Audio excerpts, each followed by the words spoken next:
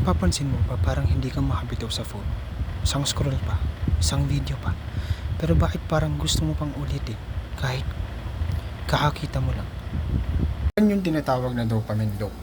Sa apps kasi, kada like, comment, o bagong video, may maliit na reward sa utak mo. Naglalabas ng dopamine, yung chemical at na magpapasaya at nagpapagusto sa'yo ng more. Kaya paulit-ulit ka kahit hindi mo namamalayan, unti-unti. Hinahanap mo na yung feeling, hindi yung content. At doon nagsisimula, nasasayang yung oras mo, napapalitan ng pandali ang saya.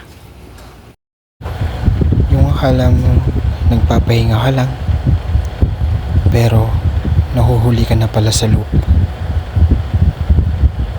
Hindi mo sama ang social media, pero dapat ikaw may control.